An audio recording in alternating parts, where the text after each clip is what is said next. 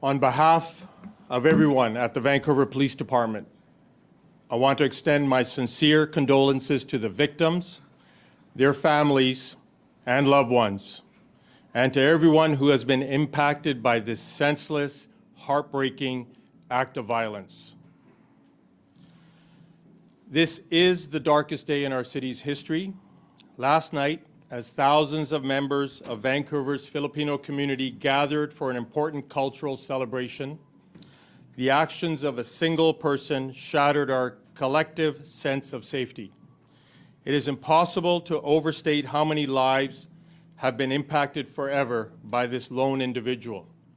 There are many unanswered questions about why this horrific crime happened, the motive of the person who did it, and whether anything could have been done to prevent it. There are many things we still don't know, but we are working hard to get all of the answers. Here's what I'm able to share with you this morning. Shortly after 8 last night, Saturday, April 26th, a man driving a black Audi SUV drove into a large crowd of people at the Lapu Lapu Street Festival in South Vancouver. This festival, which is a celebration of Filipino community and culture, had been taking place all day in and around the grounds of a school located at 41st and Fraser Street. It was expected that tens of thousands of people would attend throughout the day. Although it was scheduled to wrap up at 8 p.m., there were still many people in the area when the incident occurred. The vehicle that struck festival goers approached the festival area from the west on East 43rd Avenue. It entered a small crowd enclosed area and drove through the crowd. There were hundreds of festival goers still on the street, and multiple people were struck by the vehicle. There are now 11 confirmed fatalities.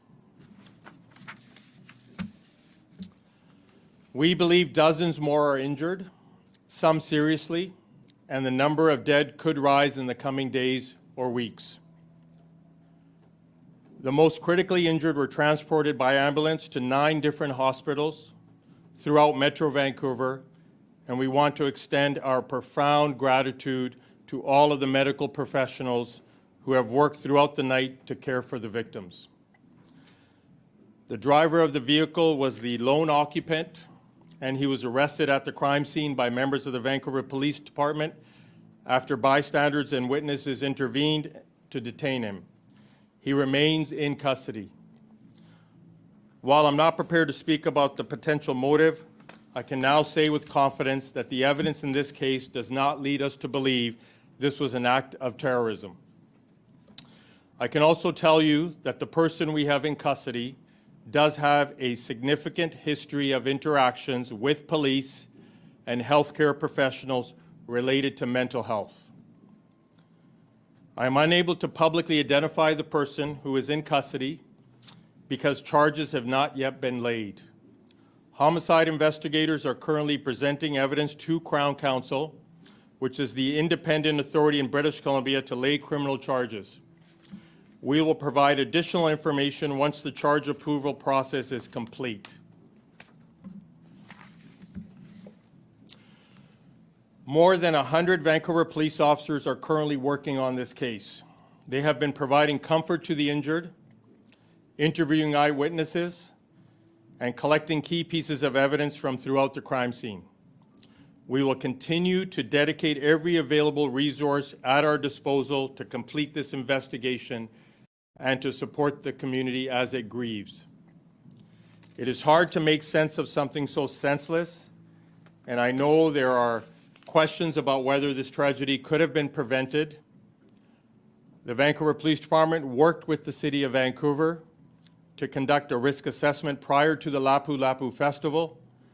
The majority of activities associated with the festival were taking place on the grounds of a high school, which is not directly accessible via public roadway. The only public roadway that required partial closure was on a minor street behind the high school, and this area was designated for food trucks. and there were no known threats to the event or to the Filipino community. We review over 3,200 events every year and assess the risks with city partners. This event was no exception. We determined through consultations with the City of Vancouver and festival organizers that dedicated police officers and heavy vehicle barricades would not be deployed at the festival site. While I'm confident the joint risk assessment and public safety plan was sound, we will be working with our partners at the City of Vancouver to review all of the circumstances surrounding the planning of this event. Today, our focus must be on the victims and their families, the community and our city, and the ongoing criminal investigation. In closing, I want to thank all of the emergency responders, including BC Ambulance Service, Vancouver Fire Rescue, all of the healthcare professionals throughout the region, our external policing partners and the RCMP, and BC Coroner Service. I want to offer my condolences to everyone impacted by these tragic circumstances. We are grieving with you. We're with you. A 24-hour assistance center has been established at the Douglas Park Community Center at 801 West 22nd Avenue in Vancouver. Police officers and victim service professionals have been deployed to help anyone and all who have been impacted, and we offer that you contact a loved one who is at the festival if they need assistance. If you're not able to attend in person, please call 604-717-3321 and Victim Liaison Officer. I want to acknowledge everyone in the Vancouver Police Department who serve our community. Thank you, and I'll now take some questions. Is the suspect speaking to police? Are your officers able to have a conversation with them? We have, police have spoken with the individual. Yes. Is he currently in a secure hospital ward, or is he actually in cells? He's in our custody with us in a secure cell. What do we know about him? Is he a Vancouver resident? Can you share anything about his nationality? Is he from here? Is his family from here? Have you been in contact with his family? What can you tell us about that? We would have been in contact with the family. He is, like I said, we have had interactions with him. So he's known to us. And I have to be respectful of the criminal prosecution process coming forward. So I'm comfortable telling you that we're familiar with him. He's in custody. And obviously his family, we would have been in touch with them. I know you can't really elaborate. Just ask you one more time if you can tell us that most of the interactions were due to mental illness, mental health calls, or criminal issues, convictions. I'm going to stick to the prepared statement. We've had a substantive contact with them over mental health issues. Why is it that, I can understand that you did a safety assessment, but if you're still expecting tens of thousands of people, there's still some exposure on a minor street, why wasn't there more of a presence and more of a proactive way to kind of prevent something like this from happening, considering we have seen it in other cities? So we do about 1,000 protests and over 2,200 events, public events. All of those events, every single one goes through a process with all of the stakeholders, the organizers, the City of Vancouver, and then over to us. So jointly, we assess that. This particular event did not have any indicators that we would need to do anything that we would have done for any other community festival. Now, there's this festival last year, this is the second year of this festival, had absolutely zero issues with police. There was no elements that required a change for this year. We're mindful of the community's how they want to conduct the festival. It's a family children event, and none of the indicators were there to do anything to a higher threat level. What can you tell us about the victims, their ages, their genders, whether their families have been notified? So what I can tell you, mixed genders, male, female, and young people. I can't get into ages and that, but it's just a tragedy all around for many families. We heard reports of an infant, a baby among the dead. Can you confirm that? They were young people. Were there any barriers? We're reviewing that. So like I said, the actual event was occurring in a closed area of that high school. And there was no access to vehicles for the main part of it, of the area. The area where the tragedy occurred was lined with food trucks, and that's what that street was meant for. And there was, there were no barriers denying people access to those food trucks. I know you said terrorism is not expected. Was this event targeted? Do you know why it was this event that this person drove a vehicle into? So for terrorism, there should be some political, religious ideation behind it. There's no indicators that this individual had that.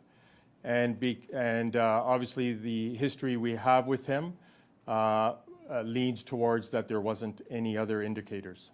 Does he live around the area? It's fair to say he's a Vancouver resident. Can you say where the rampage began, where he began driving? There were other incidents on the way to the incident? I'm not aware of any other incidents on the way to this particular impact area. My information is he was traveling eastbound on 43rd when he approached the area. We'll take some questions from people that haven't answered yet. Who owned the vehicle?